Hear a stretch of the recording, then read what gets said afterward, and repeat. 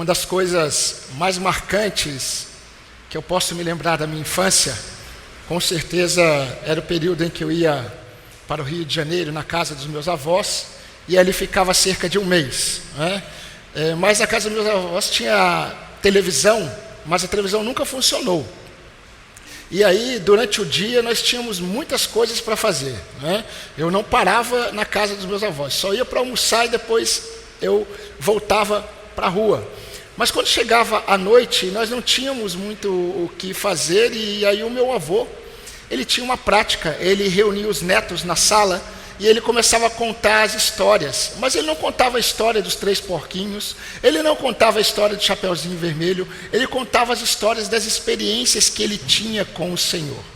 E é muito interessante porque eu me lembro de pouca coisa da minha infância, mas eu não me esqueço de nenhuma das experiências que o meu avô contou para mim. E eu tenho certeza que se eu conversar com algum primo, eles também vão dizer a mesma coisa. Porque, meus irmãos, aquilo que Deus faz na vida de uma pessoa não impacta apenas a pessoa que experimenta, mas impacta aqueles que estão ao redor por gerações e gerações. Por isso que é muito importante nós olharmos e nós observarmos aquilo que temos aprendido com o Senhor e transmitir isso a outros. Os pais devem transmitir aos seus filhos as experiências que eles têm com Deus. Porque muitas vezes os filhos veem o pai ler a Bíblia, veem o pai na igreja, veem o pai servindo, o pai e a mãe, mas eles não conhecem o relacionamento dos seus pais com o Senhor. Isso é muito importante. E eu pretendo, a partir desse ano de 2021, nos meses de janeiro e fevereiro, conduzir os irmãos não para uma exposição de um livro da Bíblia, como nós temos feito e continuaremos a fazer. Eu quero conduzir os irmãos a observarmos algumas experiências de homens e mulheres de Deus que o Senhor desejou relatar nas suas Escrituras. Porque eu tenho certeza que quando nós olharmos para essas experiências que marcaram gerações do povo hebreu, também fortalecerá a fé dos irmãos. Isso é muito importante para o início do ano. Eu convido você para abrir a Bíblia em Gênesis capítulo 22. Gênesis 22. Nós vamos ler de 1 a 6 e eu vou explicar para os irmãos por que nós vamos apenas ficar nos versículos de 1 a 6. Gênesis 22, 1 a 6. Eu pretendo observar com os irmãos alguns clássicos da Bíblia, mas à luz da revelação de Deus. E nós vamos perceber que é muito diferente quando nós lemos as experiências dos homens e mulheres de Deus na Bíblia, mas na perspectiva do Deus que está se revelando ao seu povo. Diz assim a palavra do Senhor, escrita por Moisés: depois dessas coisas, Deus pôs Abraão à prova e lhe disse: Abraão. Este lhe respondeu: eis-me aqui. Deus continuou: pegue o seu filho, o seu único filho Isaque, a quem você ama, e vá à terra de Moriá. Ali ofereça-o em holocausto sobre um dos montes que eu lhe mostrar. Na manhã seguinte, Abraão levantou-se de madrugada, e tendo preparado o seu jumento, levou consigo 2 dos seus servos e Isaque, seu filho. Rachou lenha para o holocausto e foi para o lugar que Deus lhe havia indicado. No terceiro dia, Abraão ergueu os olhos e viu o lugar de longe. Então disse a seus servos: esperem aqui com o jumento. Eu e o rapaz iremos até lá, e depois de termos adorado, voltaremos para junto de vocês. Abraão pegou a lenha do holocausto e a colocou sobre Isaque, seu filho. Ele, por sua vez, levava nas mãos o fogo e a faca. Assim os dois caminhavam juntos. Queridos, quando Moisés ele escreve Gênesis, nós vamos ver que Moisés ele tem um propósito em escrever Gênesis. Com o relato de Gênesis 1, Moisés ele está explicando o princípio de todas as coisas. Moisés não tem por objetivo falar da origem de todas as coisas. Moisés tem um pensamento. Moisés está escrevendo para o povo eleito que está para entrar na terra prometida. Moisés está nas campinas de Moabe. Aquele povo que vai entrar na terra não é mais aquela geração que saiu do Egito. A geração que saiu do Egito, por causa da incredulidade, pereceu no deserto. E agora Moisés já é um idoso, e Moisés está nas campinas de Moabe, repetindo tudo aquilo que Deus estava fazendo com o seu povo. E Moisés escreve Gênesis. Quando Moisés escreve o capítulo 1, e Moisés começa a falar do princípio, nós vamos perceber que Moisés, ele continua, em determinado momento Moisés faz uma divisão de dois povos. Moisés começa a falar da geração de Caim, e Moisés começa a falar da geração de Abel. E a gente percebe que Moisés, ele continua nessa progressão, mostrando essas duas gerações, a descendência de Caim e a descendência de Abel. E quando nós chegamos em Gênesis capítulo 11, os povos estão reunidos e eles estão construindo uma torre. E o desejo de construir uma torre era fazer grande o nome deles. É isso que está lá em Gênesis 11. E Moisés escreve isso. Eles construíram uma torre porque eles queriam fazer grande o nome deles. E é interessante porque a partir do capítulo 12 muda tudo. A partir do capítulo 12, Moisés começa a falar de Deus escolhendo um povo para si através do chamado eficaz de um homem chamado Abraão. E quando Deus chama Abraão, Deus diz assim: Abraão, eu farei grande o teu nome. Enquanto no capítulo 11, os homens querem que o seu nome seja grande, Deus escolhe Abraão e diz: Abraão, eu farei grande o teu nome. E como que eu farei grande o teu nome? Manifestando quem eu sou a você e ao povo que está sendo gerado através de você. E meus irmãos, é muito importante nós entendermos isso, porque a partir do capítulo 12 de Gênesis, nós só vamos ouvir falar da descendência de Sem. E quem era Sem? Sem era um dos filhos de Noé. E quem era Abraão? Abraão era descendente de Sem. A história a partir de Gênesis 12 até o fim é sobre os descendentes de Sem. Isso faz muito sentido. Porque quem está para entrar na terra prometida são os descendentes de Sem. Noé havia lançado uma maldição sobre Canaã. Quando o filho de Noé viu a sua nudez, Noé se levantou e disse: maldito seja Canaã, maldito sejam os descendentes de Cã. A verdade é que Noé disse: a partir de agora, os descendentes de Canaã serão servos de Sem. E meus irmãos, quando o povo está diante da terra prometida, aquele povo nada mais é do que os descendentes de Sem, que estão entrando em Canaã. E a partir do momento que eles entrassem em Canaã, os descendentes de Canaã seriam servos dos descendentes de Sem. Cumpriria ali a maldição de Noé. Mas por que Moisés está relatando isso? Porque Moisés quer mostrar que a história do povo eleito nasceu no coração de Deus, a partir daquilo que Deus começou a fazer na vida de um homem chamado Abraão. E meus irmãos, no capítulo 22 de Gênesis, Abraão já é um idoso. Abraão já teve muitas experiências com Deus. Abraão teve uma triste experiência por não esperar em Deus. O nascimento de Ismael nada foi não foi nada além do que a experiência de um homem que não conseguiu esperar em Deus porque demorou. O cumprimento da promessa de Deus dada a Abraão, do nascimento de um filho, demorou muito. E Sara não aguentou. E assim como Eva induziu Adão ao pecado, Sara chegou até Abraão e disse: Abraão, tenha um filho da minha serva. E Abraão disse: assim seja, nasce Ismael. Mas Abraão teve a experiência de esperar em Deus. E quando ele aprendeu a esperar em Deus, ele teve a alegria do nascimento de Isaque. Mas meus irmãos, esse relato em Gênesis 22, por que eu estou querendo expor para os irmãos? Porque esse relato ele é muito polêmico na história da revelação. Tem muitos pastores que dizem que Abraão não deveria ter dado ouvido a Deus. Esse relato de Gênesis 22 ele é muito polêmico por aquilo que Deus pede a Abraão.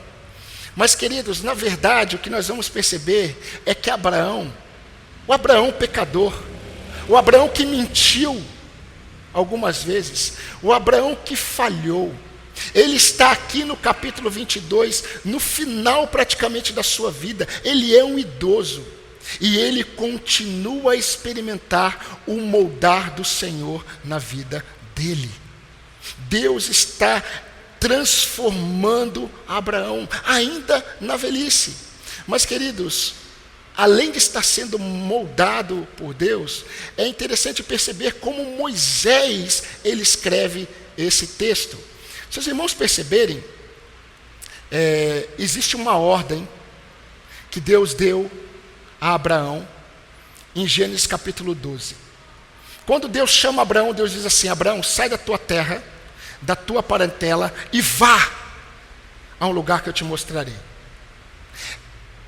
Essa palavra vá, ela só aparece em toda a Bíblia em um outro momento. E é exatamente em Gênesis 22, quando Deus olha para Abraão e diz: Abraão,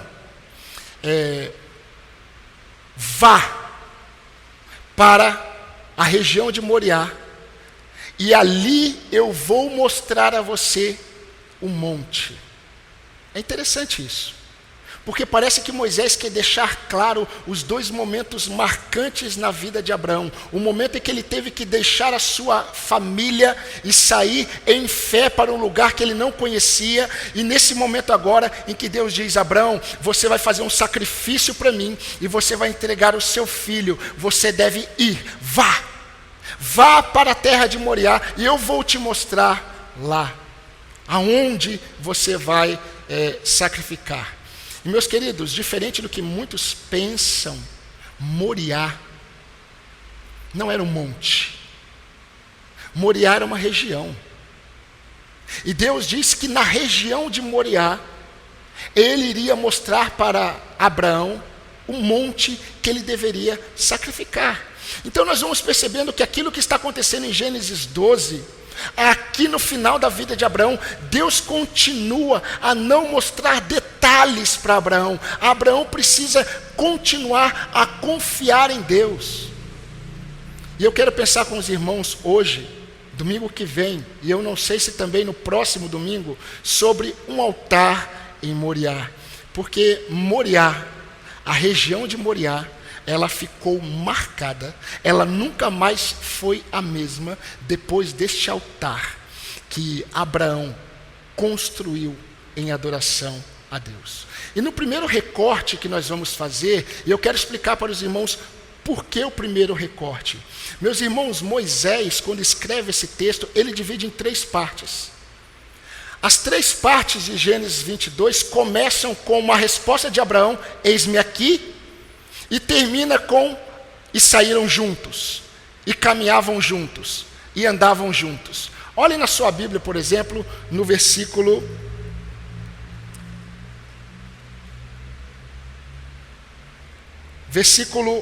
2, versículo 1. Deus faz uma pergunta a Abraão, e este lhe respondeu: eis-me aqui. E aí o texto continua, e no final do versículo 6 diz: os dois caminhavam juntos. Aqui é a primeira parte. A segunda parte começa também com uma resposta de Abraão, que a gente pode perceber no versículo 7. Agora quem pergunta é Isaac, e Abraão responde: eis-me aqui.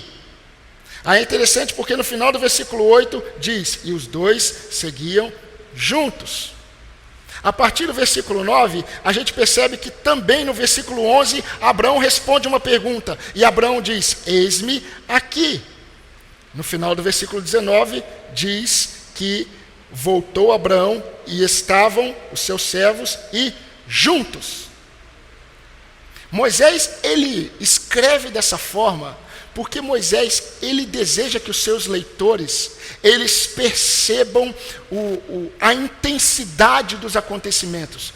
Meus irmãos, essa narrativa, ela é muito rica em detalhes. E eu quero pensar com os irmãos nesse primeiro recorte, que vai dos versículos de 1 a 6. E nós vamos aprender, meus irmãos, que um altar em Moriá nos ensina que nas provações dadas por Deus, as dificuldades da provação não impedem nossa obediência ao Senhor. Eu vou repetir para os irmãos: nas provações dadas por Deus, as dificuldades da provação não impedem nossa obediência ao Senhor. Nós vamos observar que a partir do versículo 1 até o versículo 3, algumas coisas estão acontecendo aqui. Mas, queridos, nós precisamos de pronto, saber que na história da revelação não existe um servo de Deus, uma serva de Deus que não tenha experimentado provações dadas pelo Senhor. Nós já sabemos que nem todo sofrimento vem da parte do Senhor. Muito do nosso sofrimento vem a partir das nossas escolhas erradas, a partir dos nossos pecados, a partir das consequências de pecados, mas muitas das provas que os servos de Deus enfrentam vêm da parte do Senhor. E essas provas, normalmente, elas podem ser provas difíceis. Quando o Senhor prova os seus filhos, muitas dessas provações são difíceis. Quando Moisés escreveu isso para o povo que ia entrar na terra prometida, Moisés queria mostrar para eles, meus irmãos, que é possível obedecer a Deus, mesmo em provações que parecem insuportáveis. É possível obedecer a Deus. No versículo 1, Moisés escreveu assim: depois destas coisas, Deus pôs Abraão à prova. Para ficar bem claro, Moisés diz: depois destas coisas. Que coisas? Depois de tudo o que ele relatou no capítulo 21. E aí nós precisamos entender que quando uma narrativa bíblica é escrita, nós precisamos perceber que às vezes de um capítulo para o outro, anos se passam. Por exemplo, quando nós lemos o capítulo 21, nós percebemos que no capítulo 21, Abraão, ele faz uma festa, ele dá um banquete. Por quê? Porque Isaac, ele foi desmamado, no capítulo 21. E quando que um bebê ele era desmamado? Com 3 anos. E quando Isaac fez 3 anos, Abraão fez uma festa, deu um banquete. Isso no capítulo 21. No capítulo 21, versículo 8. Agora, quando você olha no capítulo 22, versículo 5, Isaac já é um rapaz. Ele tem aproximadamente 16 anos. Então nós vamos percebendo que muita coisa está acontecendo aqui. E quando Moisés começa escrevendo assim: depois dessas coisas, que coisas são essas? Tudo aquilo que ele relatou no capítulo 21.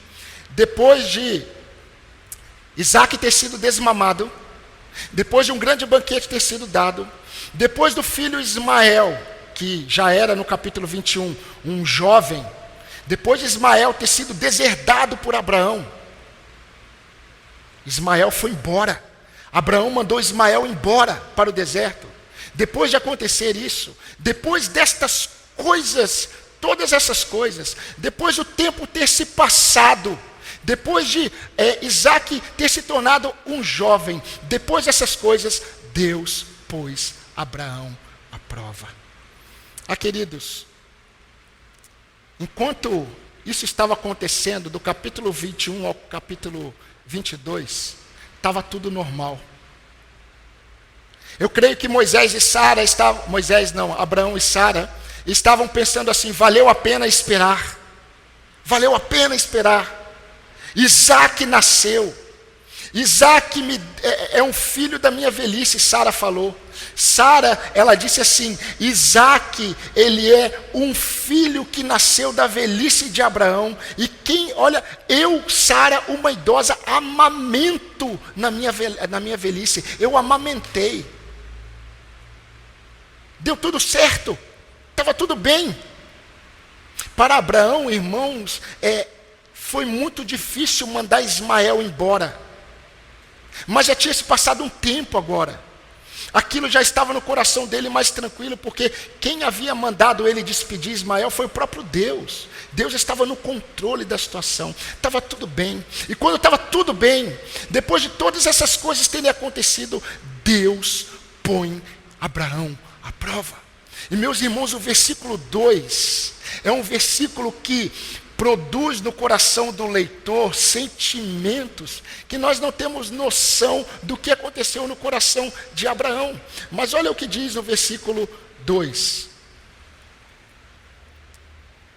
Deus continuou: pegue o seu filho, seu único filho Isaque, a quem você ama, e vá à terra de Moriá.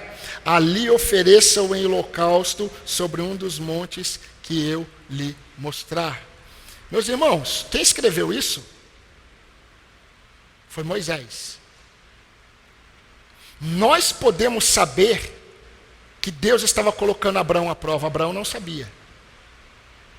Quando Deus disse a Abraão: Abraão, pega o seu filho Isaque. E Moisés, ele dá tantos detalhes, porque Deus, ele quer deixar claro. Olha como Deus, ele diz a Abraão. Deus diz assim: Abraão, pega o seu filho. E eu quero ler na frase a expressão como está no original, para vocês perceberem que Deus não quer deixar em nenhum momento dúvidas para Abraão. Abraão, pega o seu filho, o seu único filho, o filho que você ama, Isaque. Pega o seu filho, o seu único filho.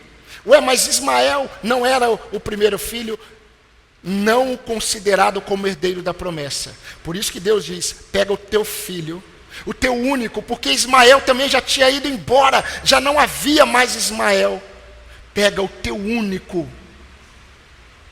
o único filho, o filho que você ama, e ele se chama Isaque.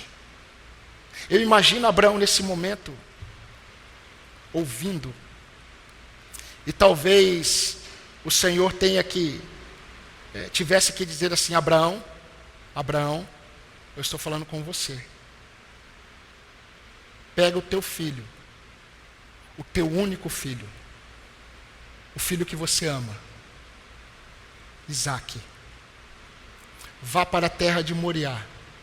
Eu vou mostrar para você um monte, e você oferecerá esse seu único filho, o teu único, o que você ama, Isaque, você oferecerá a mim em adoração.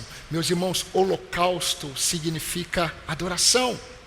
Mas, irmãos, quando nós não observamos com detalhe o que isso significa, nós não vamos perceber a profundidade da fé, Abraão. Nós não vamos perceber o que Deus está produzindo na fé deste homem. Nós nunca entenderemos o desafio que Abraão teve. Devemos nos lembrar que quem está escrevendo isso daqui foi Moisés. Moisés iria escrever logo na frente Levítico. Em Levítico capítulo 1, Moisés escreveria sobre como deveria ser o holocausto. E meus irmãos, quando Moisés escreve, eu me coloco no lugar de Moisés, porque Moisés está relatando o que Deus disse a Abraão. E quando Moisés está escrevendo, Deus pôs Abraão à prova, e Deus pediu Isaque em holocausto, na mente de Moisés já veio o que significava o holocausto. Ele vai escrever em Levítico. E queridos, aquilo que Deus falou para Moisés escrever em Levítico sobre o holocausto, Abraão já sabia.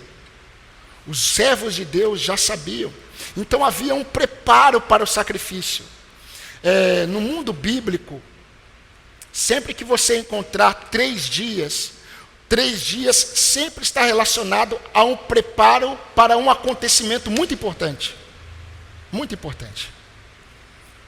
E havia um preparo para o holocausto. Um altar precisava ser construído, precisava ter lenha para a fogueira, precisava ter uma faca ou um cutelo para sacrificar o cordeiro, e precisava, é lógico, do cordeiro.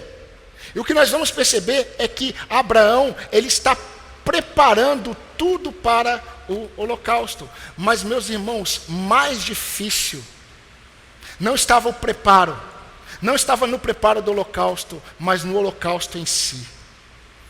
Em Levítico capítulo 1, nós temos o relato que Deus determinou que todo holocausto deveria ser feito da seguinte forma: o animal tinha que ser morto, ele tinha que ter todas as suas partes cortadas, a começar pela cabeça, todos os seus membros cortados. E depois que tudo estivesse cortado, aquelas partes deveriam ser colocadas em cima do altar, e deveria ser colocado fogo sobre aquilo, e a fumaça daquele holocausto seria como um cheiro agradável em adoração a Deus. Quando Deus diz a Abraão: Abraão, você vai oferecer o seu filho, teu único filho, a quem você ama, Isaque, em holocausto, o que ele começa a fazer? Ele começa a se preparar. Ele começa a cortar lenha.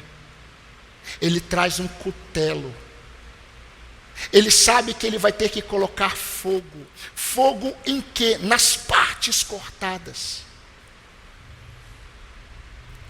E ele tem tudo já, mas falta o cordeiro. Mas eu quero continuar com os irmãos, para os irmãos perceberem que enquanto Moisés escreve, Moisés está percebendo a profundidade do que está acontecendo, meus irmãos. E no decorrer do texto, nós vamos perceber que as coisas vão ficando cada vez mais tensas. Olha o que diz o versículo 3. No versículo 3, relata que Abraão prontamente obedeceu a Deus. No versículo 3 diz que ele se levantou bem cedo. Na minha versão, eu gosto porque ela coloca realmente o momento em que Abraão levanta para preparar o holocausto, de madrugada.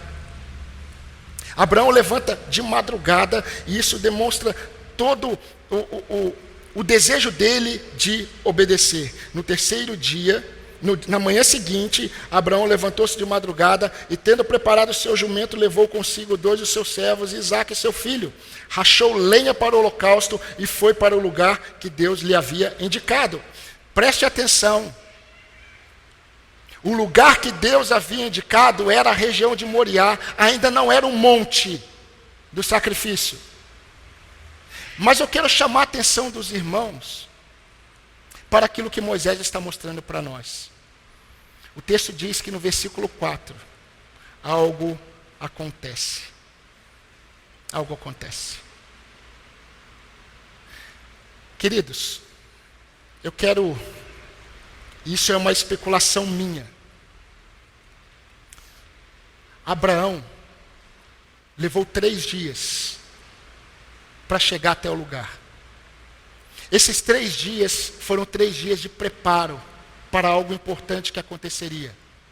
Nesses 3 dias ele levantou de madrugada. Ele começou a cortar lenha.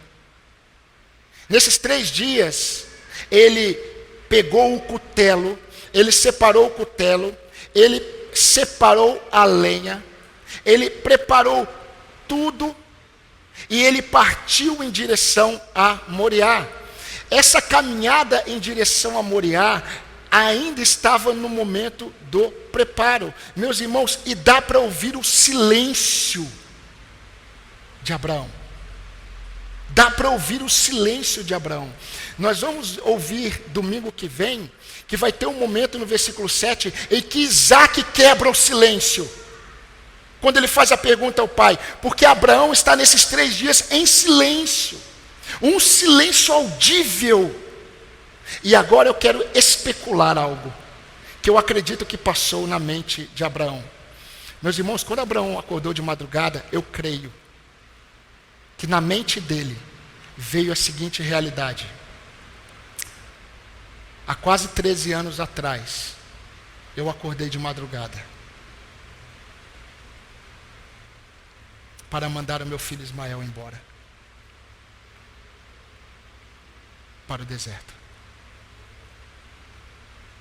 E quando os irmãos leem o que aconteceu com Ismael, depois que Abraão mandou ele embora, em determinado momento acabou a água. E Ismael foi colocado à beira de um local para morrer.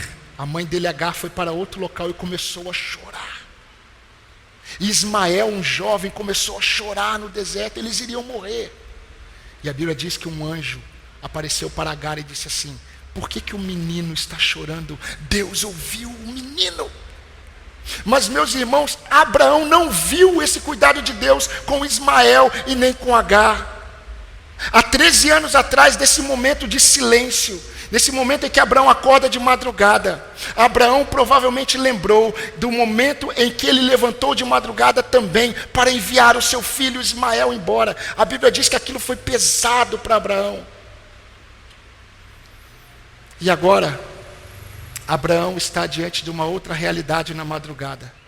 Ele vai entregar o seu único filho. Nos dois momentos, Deus havia mandado. E queridos, é interessante perceber que quando nós voltamos para o texto, nós vamos perceber que alguns fardos nós devemos carregar em silêncio. Por que alguns fardos nós devemos carregar em silêncio? Porque se nós contarmos, ninguém vai entender. Imagine Abraão abrindo a boca e contando para Sara. Ela não iria entender. Imagine Abraão contando para o seu filho Isaque. Ele não iria entender. Imagine Abraão contando para os seus 2 servos. Eles não iriam entender. Abraão está levando o fardo sozinho. Porque aquele era um momento dele com o seu Deus. Meus irmãos, o que eu quero mostrar para vocês é que no versículo 4, quando ele vai chegando no versículo 4, nós vamos perceber que as coisas começam a tomar um rumo muito diferente. Mas antes de entrarmos no versículo 4, eu quero destacar para os irmãos uma verdade. Quando Deus olhou para Abraão e disse: Abraão, a resposta de Abraão foi: eis-me aqui. Abraão não sabia o que iria acontecer. Abraão não sabia o que viria da parte de Deus. Mas quando Deus disse Abraão, Abraão disse: eis-me aqui. Ele foi tanto exemplo, porque lá na frente, quando o próprio Moisés, que está escrevendo Gênesis, está caminhando no Monte Sinai, a sarça começa a pegar fogo e de repente uma voz surge no meio da sarça e diz: Moisés, Moisés. O que Moisés responde? Eis-me aqui, Senhor. Lá na frente, um jovem, um menino, está dormindo no templo. E Deus aparece para ele e diz assim: Samuel. E Samuel diz: eis-me aqui. Ah, meus irmãos, eis-me aqui é a resposta mais assertiva que um servo de Deus deve fazer quando Deus fala com ele. E o que podemos aprender aqui, até aqui, porque parece que a narrativa ela vai ficando mais intensa. Meus irmãos, normalmente o que Deus pede dos seus servos, ou concede como uma prova, não é algo fácil. Não é. Mas nós não podemos confundir provação com tentação. A palavra de Deus diz que Deus nunca tenta ninguém. A tentação nunca vem do Senhor, mas a provação sim. E nós precisamos discernir essas coisas. Porque normalmente a tentação, ela se levanta para nos conduzir, nos seduzir a desobedecermos a Deus. A provação não. A provação, ela surge para fortalecer a nossa fé, para aumentar a profundidade do nosso relacionamento com Deus, para aflorar a qualidade da nossa caminhada com o Senhor. Mas é certo que em toda provação nós somos tentados. E toda tentação, de certa forma, é uma prova. Eu quero dar alguns exemplos para os irmãos. Jesus Cristo, ele quando foi levado para o deserto, ele foi levado para o deserto e ele estava sendo provado ali. Mas enquanto ele estava sendo provado, ele sofreu tentação. E não pecou contra Deus. Quando nós observamos outros homens da Bíblia, nós vamos perceber que eles também passaram por provas. Davi, quando estava diante de Golias, ele estava sendo provado em sua fé. Mas ele também estava sendo tentado a desconfiar, a não crer, a duvidar. E ele ali poderia pecar contra o Senhor, mas Davi foi aprovado. Nós percebemos que Pedro, quando estava na fogueira, Pedro estava sendo provado na sua fé, mas também sendo tentado a desobedecer a Deus. E Pedro caiu em tentação naquela prova e chorou amargamente. Em toda provação, mesmo que venha de Deus, nós seremos tentados. Mas Deus nunca tenta os seus filhos, porém o Senhor concede provas. Meus irmãos, a grande diferença entre a tentação e a provação é que na provação nós vamos perceber que nós ficaremos mais apegados ao Senhor. Mas Abraão já tinha manifestado a sua confiança em Deus ao romper com o seu passado. Preste atenção nisso. Abraão é um velho aqui. Ele já tinha manifestado a confiança dele em Deus lá em Gênesis 12, quando ele rompeu com o seu passado, deixando a sua terra e a sua parentela. Agora Deus, no final da vida dele, pede para ele romper com o futuro dele. Isaac era o futuro. Meus irmãos, Deus havia falado que de Isaac viria a descendência. Então, quando Abraão olhava para Isaac, Abraão via os seus netos. E Deus agora está mandando Abraão romper com o seu futuro. Ele já havia rompido com o seu passado pela sua fé em Deus. Agora Deus diz: você agora vai entregar nas minhas mãos o seu futuro. Meus irmãos, Deus muitas vezes pede que entreguemos tudo, para que verdadeiramente Ele seja tudo para nós. Se você ainda não passou por uma grande provação, e você é um servo de Deus, saiba que você vai passar. Se você já passou por uma grande provação, e foi aprovado, glorifique a Deus, porque até o final da sua vida, o Senhor pode te conduzir a outras provações. Não existe limite de tempo para experimentarmos uma dor na dependência do Senhor. Eu sei que o que estão falando no mundo evangélico aí para você é outra coisa. Muitas igrejas estão falando agora no ano da virada. 2021 é o ano da virada. Meus irmãos, pode ser realmente o ano da virada em que você passará por uma grande prova.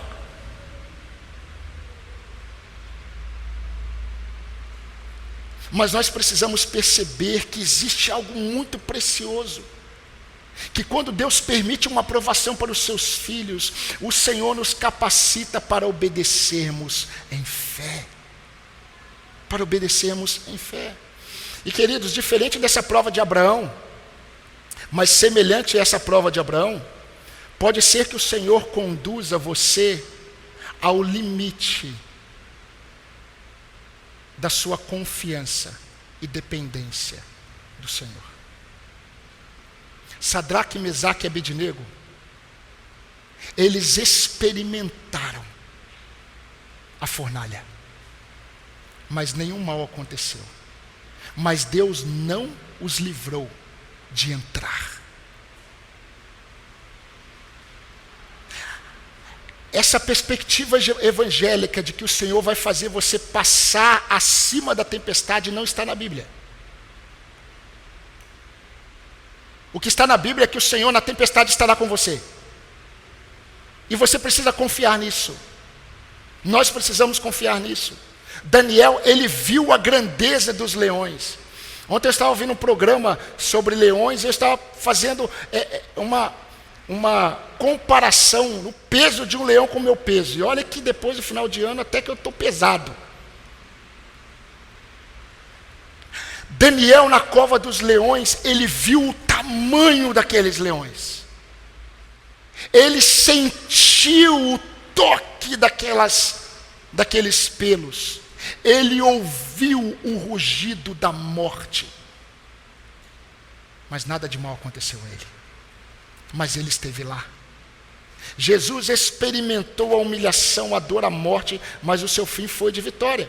E meus irmãos, nós sabemos que o fim de todos esses que eu citei, Sadraque, Mesaque e Abednego, Daniel, Jesus, nós sabemos que o fim deles foram um fim de vitória. Agora, exceto Jesus, nenhum destes sabia o fim da provação. Nenhum deles sabia o que ia acontecer. E o que nós vamos perceber é que nem Abraão sabia. Ele não sabia o que Deus iria fazer. Mas, queridos, a perseverança e obediência diante de uma provação difícil, ela é possível. Ela é possível. E o Senhor quer que você entenda que é possível obedecer diante de uma provação difícil. A dificuldade talvez que você esteja tendo é que você não percebeu o que nós lemos em Isaías. Os pensamentos do Senhor não são os nossos pensamentos. Os caminhos do Senhor não são os nossos caminhos. Meu irmão e minha irmã, persevere em obediência a Deus até o fim, mesmo que seja difícil, porque o Senhor está contemplando a sua fé. Mas nós aprendemos uma outra lição no altar em Moriá. O altar em Moriá também nos ensina que nas provações de Deus, a qualidade do nosso relacionamento pessoal com Ele ficará em evidência. Isso está nos versículos 4 a 6. Meus irmãos, apesar de muitos estudiosos da Bíblia olharem para essa narrativa de Moisés e exaltarem a obediência de Isaque, o silêncio de Isaque, meus irmãos, a intenção de Moisés é mostrar Abraão. Porque nessa narrativa o que nós percebemos o tempo todo é um silêncio de Abraão. Tudo está acontecendo dentro da mente de Abraão, tudo está acontecendo dentro do coração de Abraão, todos os sentimentos estão ali. E como eu disse, nós podemos sentir os pensamentos de Abraão, e nós podemos ouvir o seu silêncio. Vocês já viram uma criança? Eu sou da época em que eu ficava feliz. Eu e os meus irmãos, nós fazíamos festa quando os pais voltavam da compra, né? Então a gente ficava alegre. O Gênesis eu acho que era dessa época também. A gente começava a mexer e ficava triste quando tinha só arroz, feijão, macarrão. A gente queria alguma guloseima, né? Hoje não. Hoje as crianças nem pensam nisso. Mas as crianças ainda têm uma expectativa muito grande quando elas vão viajar. E quando vai se aproximando da data, né? Tem criança que da noite anterior à viagem nem dorme, né? Eu lembro quando eu saí de férias, na noite em que nós iríamos viajar, eu não dormia. O que está acontecendo com Abraão aqui é o oposto. No versículo 4 diz que chegando no terceiro dia, Abraão levantou a cabeça e ele viu o lugar de longe. Ele havia levantado de madrugada. No dia seguinte de Deus ter falado com ele, ele cortou a lenha. Ele pegou o seu filho Isaque, ele pegou o cutelo e ele partiu em direção a Moriá. E quando ele estava chegando na região de Moriá, nesse momento Moisés não diz, mas nós podemos afirmar isso, porque nesse momento ele levanta os olhos, ele olha para o lugar e ele sabe, é aqui. Deus havia falado que mostraria para ele onde seria o monte que ele iria sacrificar Isaque. E no versículo 4 diz que quando ele estava chegando, ele levantou os olhos e ele avistou o lugar. Meus irmãos, dá para perceber o sentimento de Abraão. Chegou.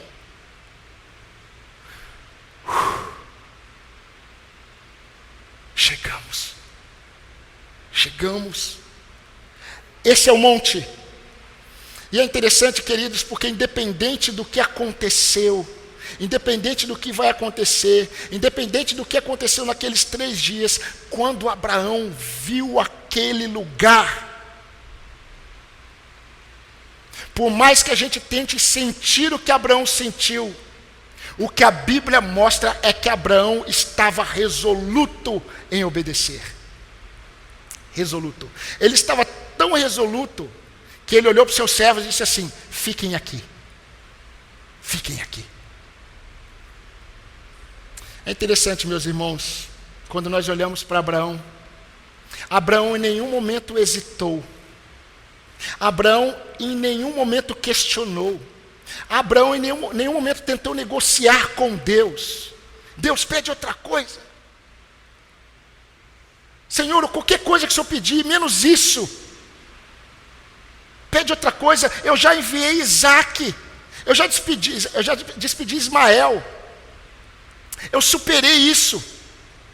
Senhor, peço outra coisa. E em nenhum momento Abraão hesitou. Quando ele avistou o lugar, ele olhou para os seus servos e disse: fiquem aqui. Queridos, deixa eu dizer uma verdade para vocês. Quando nós dizemos que nós sabemos quem Deus é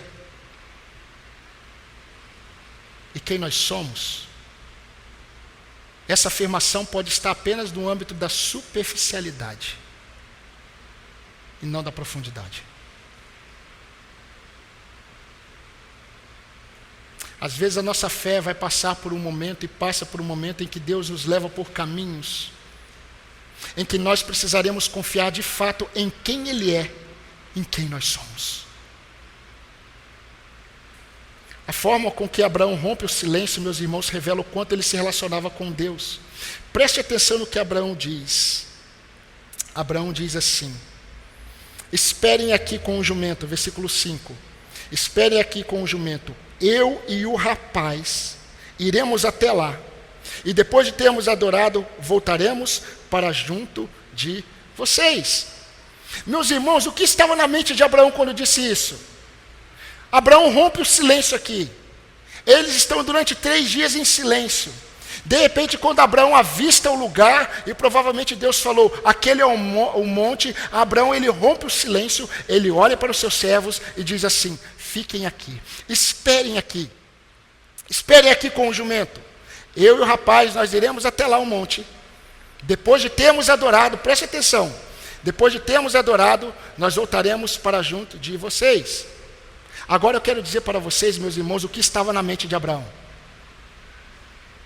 Não estava na mente dos servos, não estava na mente de Isaque, mas o que estava na mente de Abraão quando ele disse isso para os seus servos. O que estava passando na mente de Abraão, e nós sabemos, o autor de Hebreus ele vai nos mostrar.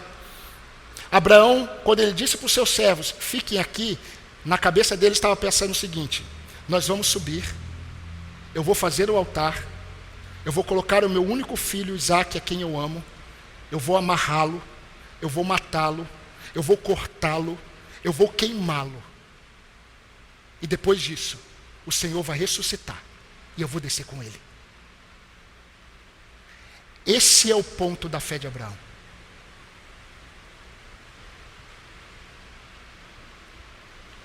Abraão não cria que ele subiria e Deus no final daria um livramento, ele não sabia.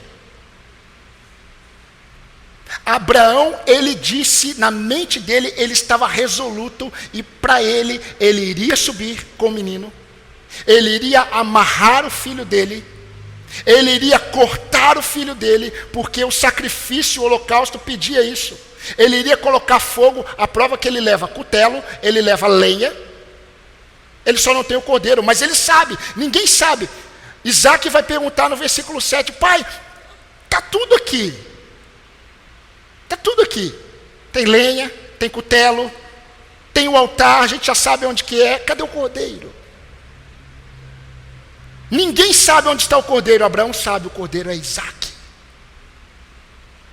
Então para ele iria matar, ele iria cortar o filho dele em partes, ele iria queimar o filho dele, e depois Deus iria ressuscitar Isaque, e ele desceria com Isaque. Foi isso que ele falou para os servos dele: fique aqui, nós vamos subir, vamos adorar, porque é o holocausto, nós vamos adorar e nós vamos descer juntos. Hebreus 11, 17 e 19 diz: pela fé, Abraão, quando posto à prova, ofereceu Isaque.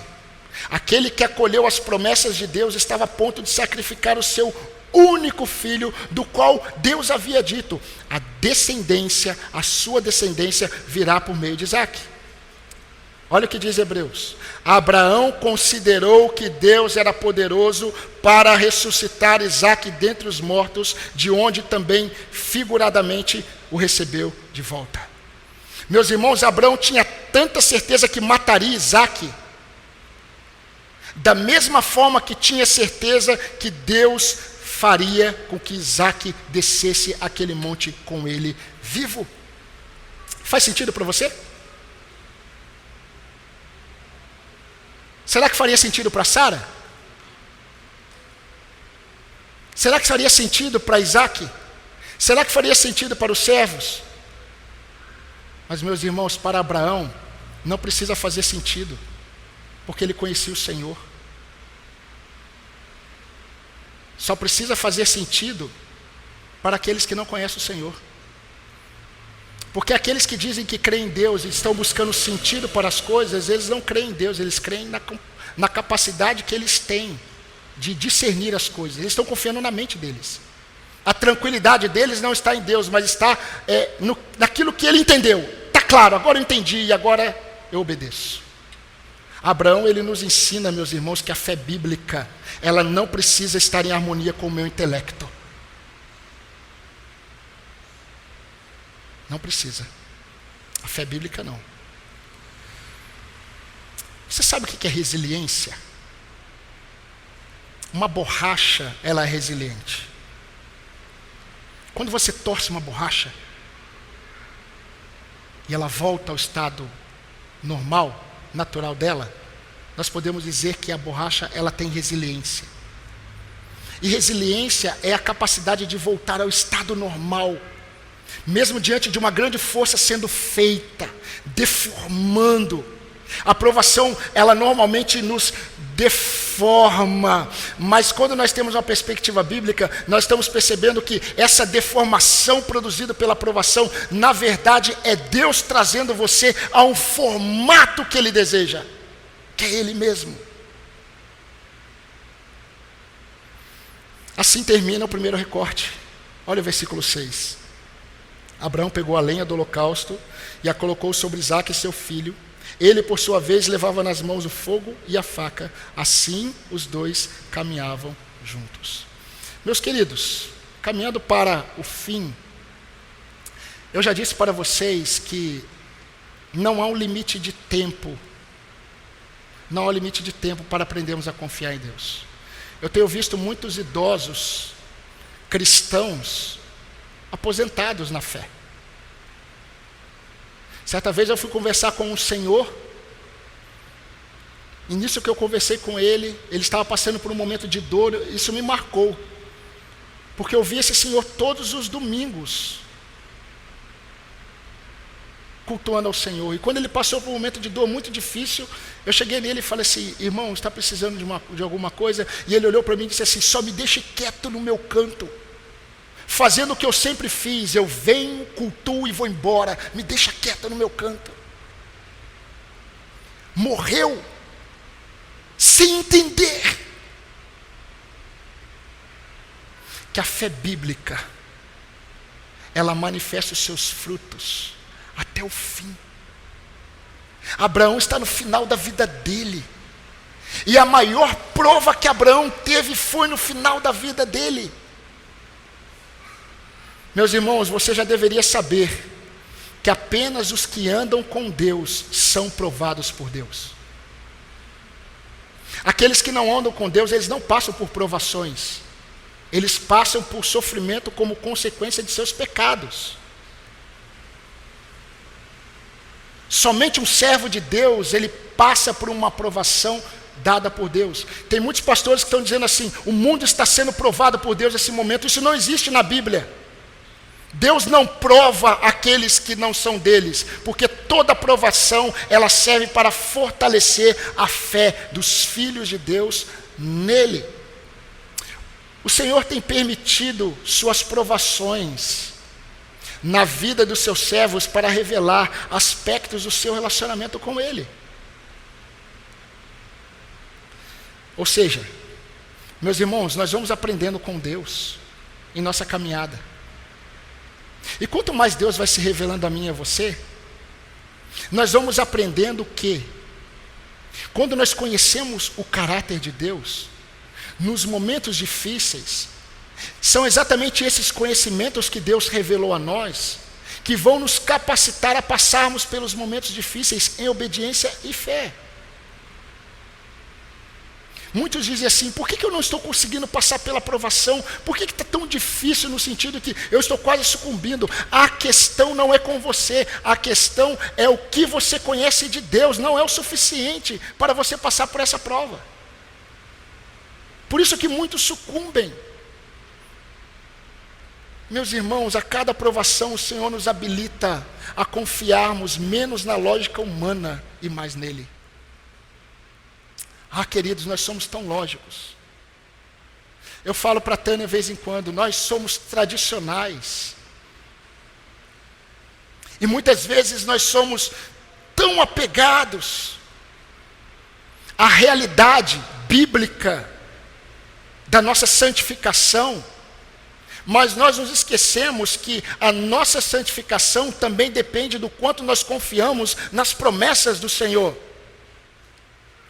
E eu percebo tantos crentes que não são de linha tradicionais, que vivem mais pautados nos seus sentimentos. E é interessante porque em seus cultos eles estão pegando fogo, mas quando passam pela provação, não há firmeza de fé para passarem pela prova confiantes em Deus. E muitos se perdem. Porque, meu querido irmão, o que vai fazer você permanecer firme nas provações é o seu relacionamento com Deus hoje. Como você se relaciona com Ele? E querido, talvez a obediência não faça sentido para muitos. Talvez não faça nem sentido para você, a obediência. Mas o quanto você conhece do seu Deus determinará a sua obediência na provação. Eu vou repetir.